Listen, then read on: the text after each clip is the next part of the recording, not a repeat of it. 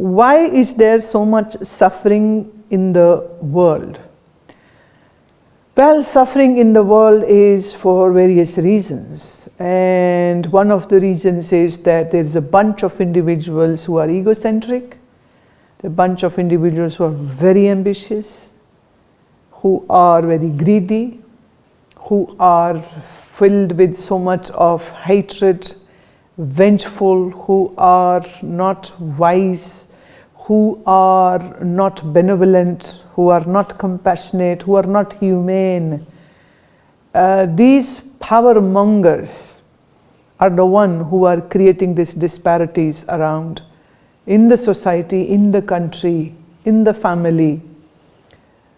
We cannot just sit silent when we see all this. We need to do something.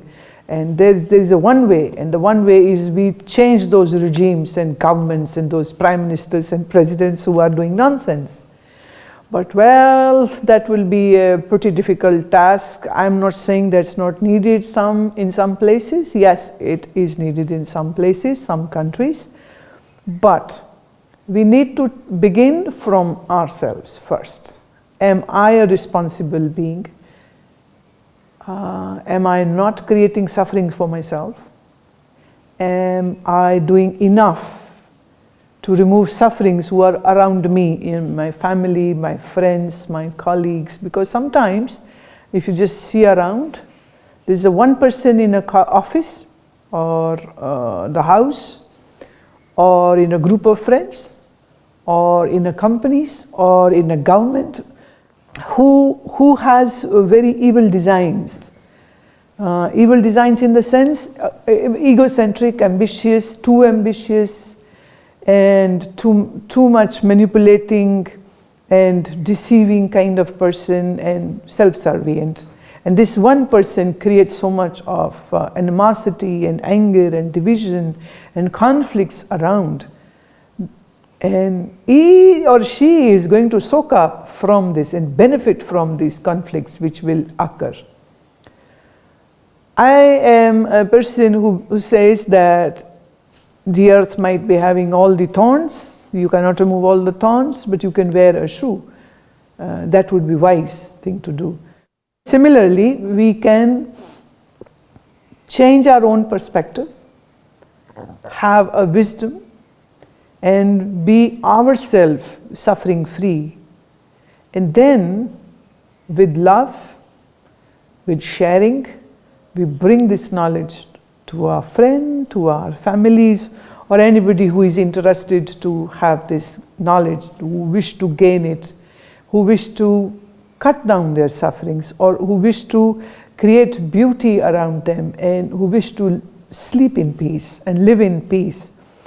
So we cannot point fingers and be happy that, well, these people are doing all the nonsense, and we poor, we are the victims of the circumstances. I would say let's change the whole ideology, and that is we take the responsibility and we begin making small changes or big changes, whatever is possible, first in our lives, and then allow those changes to work in a very organic way.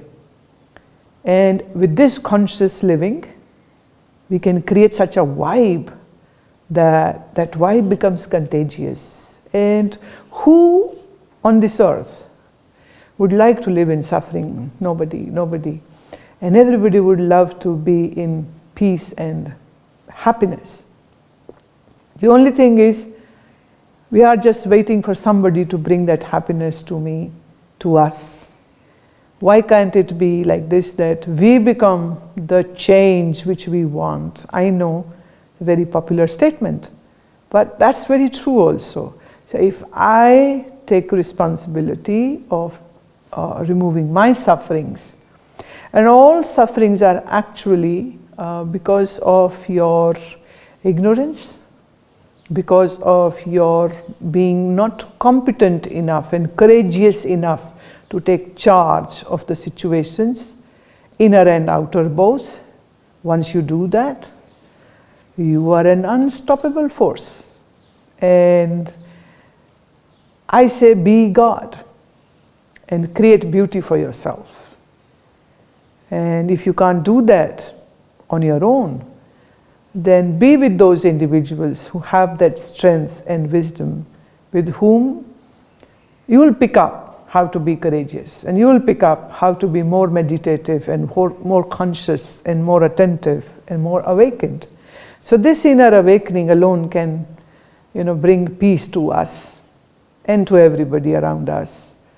Otherwise, there is so much of hatred mongering happening in name of religion, in name of God, in name of 100 reasons. So this is a very dark zone of humanity, where they love to suffer and where they want to create sufferings, and they have this mindset which is very negative. Surely these people can be of a great nonsense to everybody. So we need to take charge, and we need to stand up, and we need to create such a society where every child is taught to be a creative person, an artist, a painter, a dancer, a musician, a thinker, a poet. Because when the energies are channelized properly, then every human being has a possibility to become great, a great being. But when these energies are not channelized properly, then the chances are this energy can become very devastating and can be very injurious to the person and to everybody else.